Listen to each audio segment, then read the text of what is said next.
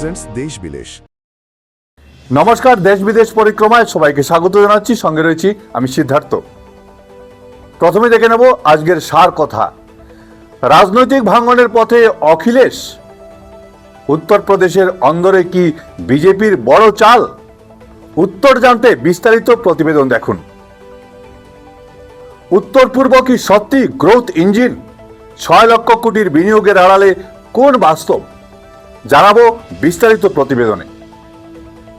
রাম মন্দিরের কোটি টাকার চুরি, অন্দরের বিদ্রোহে কোনটাসা বিজেপি? বিস্তারিত তুলে ধরব প্রতিবেদনে। বদলে গেল হিসেব, আমেরিকা এখন ভারতের কথায় চলে। বিরোধীদের জন্য বড় ধাক্কা, বিস্তারিত থাকবে প্রতিবেদনে। মহাভারতের কীচক কি শুধুই কল্পনা? মাটির তলা থেকে উঠে আসা সেই রাজপ্রসাদ কি বলছে? পুরো ঘটনা জানতে সঙ্গে থাকুন। এবারে বিস্তারিত জেনে নিন সবগুলো ঘটনা। মহারাষ্ট্রের পর কি এবার উত্তরপ্রদেশ? রাজনৈতিক মহলে জুট জল্পনা অখিলেশ যাদবের সমাজবাদী পার্টিকে ঘিরে। অখিলেশ বারবার দাবি করছেন দলে কোনো বিভাজন নেই, বরং বিজেপি পরিকল্পিতভাবে তার দলের বিধায়কদের টুপ দিয়ে ভাঙন ধরানোর চেষ্টা চালাচ্ছে। কিন্তু ওমপ্রকাশ রাজভরের দাবি যেন অন্য কথা বলছে। তার মতে অখিলেশ ঘনিষ্ঠ অনেক নেতাই নাকি বিজেপির দিকে ঝুঁকছেন। দাবার বোর্ডে এই রাজনৈতিক চাল শেষ পর্যন্ত কোন দিকে মোড় নেবে? তার দলের অন্দরে ফাটল কি সত্যি অখিলেশ রুখতে পারবেন, নাকি ভাঙনের শব্দ এখন সপা শিবিরের অন্দরেই? শিলংয়ে দুদিনব্যাপী পরিকাঠামো সামিটের শেষে এসেছে বড় ঘোষণা। কেন্দ্রীয় মন্ত্রী নীতিন গডকরি থেকে মেঘালয়ের মুখ্যমন্ত্রী কনরাড সাংমা, সবার গলায় একই সুর। 2014 সাল থেকে উত্তর পূর্ব ভারতে নাকি 6 লক্ষ কোটি টাকার বিনিয়োগ করা হয়েছে। দাবি করা হচ্ছে উত্তর পূর্ব এখন ভারতের মানচিত্রের কোনো প্রান্ত নয়, বরং দেশের অর্থনীতির মূল গ্রোথ ইঞ্জিন। কিন্তু উন্নয়নের এই চকচকে পরিসংখ্যান কি সত্যি সাধারণ মানুষের কর্মসংস্থান ও জীবনের বাস্তব ছবি বদলাতে পেরেছে? নাকি এই 6 লক্ষ কোটির দাবি কেবলই বড় বড় প্রতিশ্রুতি হয়ে থেকে যাবে, আর সাধারণ মানুষ থাকবে সেই তিমিরেই? এই প্রশ্নই এখন বড় হয়ে দেখা দিচ্ছে। অযোধ্যার রাম মন্দিরের ভক্তদের দান করা কোটি কোটি টাকা চুরির ঘটনায় চরম অস্বস্তিতে পড়েছে বিজেপি সরকার। মন্দিরের কর্মীদের কাছ থেকে বিপুল নগদ অর্থ ও সোনা উদ্ধারের পর ট্রাস্টের প্রশাসনিক ব্যর্থতা ও নজরদারির অভাব এখন সবার সামনে স্পষ্ট। সবচেয়ে চাঞ্চল্যকর দিকটি হলো বিজেপির অন্দরেই বিদ্রোহ। বিনয় কাঠিয়ার ও ব্রিজভূষণ শরণ সিংয়ের মতো নেতারা ট্রাস্টের কর্তাদের প্রকাশ্যে চোর আখ্যা দিয়েছেন। বিশেষ করে ব্রিজভূষণের বিস্ফোরক মন্তব্য এই দুর্নীতির শিকড় যে অত্যন্ত প্রভাবশালী মহলের সঙ্গে যুক্ত রয়েছে সেই ইঙ্গিত দিচ্ছে।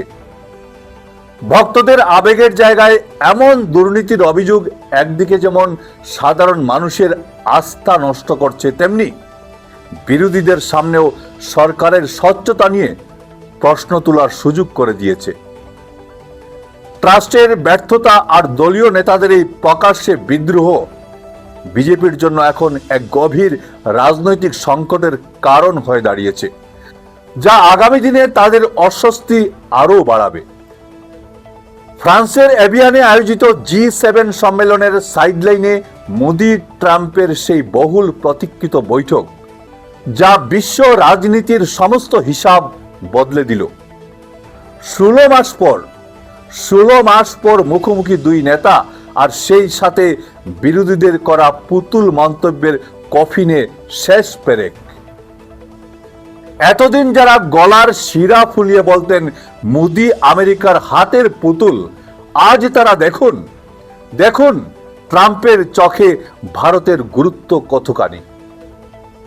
G7 সম্মেলনের মঞ্চে ডোনাল্ড ট্রাম্প যখন মোদিকে নিজের বিশ্বস্ত বন্ধু বলে সার্টিফিকেট দেন, তখন সেই বার্তা শুধু ভারতের প্রধানমন্ত্রীর জন্য নয়, ভারতের ক্রমবর্ধমান শক্তির প্রতি বিশ্বমঞ্চের স্বীকৃতির প্রতীক।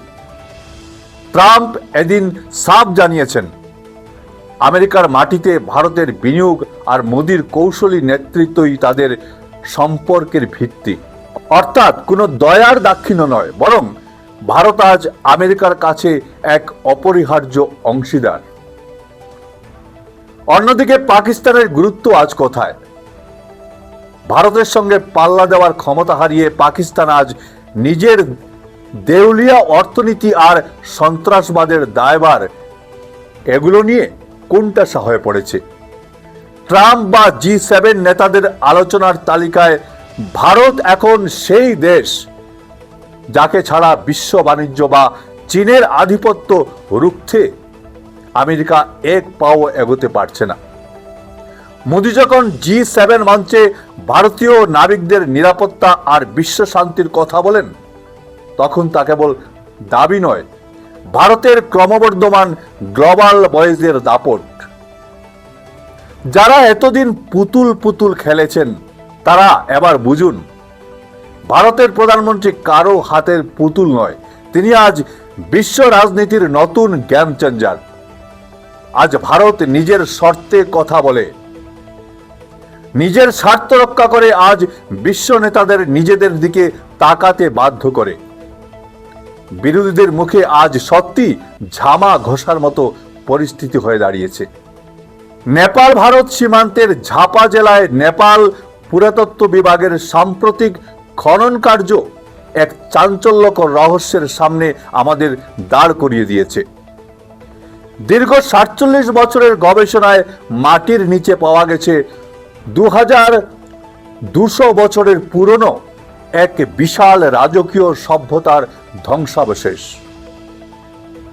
প্রত্নতাত্ত্বিকদের মতে উদ্ধার হওয়া সুউচ্চ প্রাসাদ, সৈনিকদের থাকার জায়গা এবং বিশেষ ধরনের প্রাচীন ইটগুলো সাধারণ কোনো বসতির নয়, বরং এক শক্তিশালী রাজতন্ত্রের পরিচয় দেয়। স্থানীয় মানুষ ও পৌরাণিক বিশ্বাস অনুযায়ী এটি সেই ঐতিহাসিক জায়গা যেখানে মহাভারতের মৎস্য দেশের সেনাপতি কীচককে বধ করেছিলেন ভীম। পাণ্ডবদের অজ্ঞাতবাসের সেই বিরাট রাজার রাজধানী খুব কাছেই অবস্থিত এই এলাকাটি আজও লক্ষ লক্ষ মানুষের কাছে শ্রদ্ধার জায়গা, যেখানে ভীমকে দেবতা রূপে পূজা করা হয়। মাটির নিচে চাপা পড়ে থাকা এই রাজপ্রাসাদগুলি কি তবে মহাভারতের উপাখ্যানকে নিছক গল্প নয়, বরং বাস্তব ইতিহাস হিসেবে প্রমাণিত করতে চলেছে? আন্তর্জাতিক বিশেষজ্ঞ ও ঐতিহাসিকদের আসন্ন যৌথ গবেষণা ও নতুন খনন কার্যের দিকেই এখন তাকিয়ে আছে গোটা বিশ্ব। সত্যি কি তবে খুব দ্রুতই ইতিহাসের পাতা থেকে উঠে আসতে চলেছে? আজ এ পর্যন্তই। প্রতিদিন বিকেলে দেখতে ভুলবেন না ঈশান বাংলা দেশ বিদেশ পরিক্রমা। ভিডিও সম্পাদনায় আমার সঙ্গে ছিলেন বঙ্কিম সোনার। ধন্যবাদ।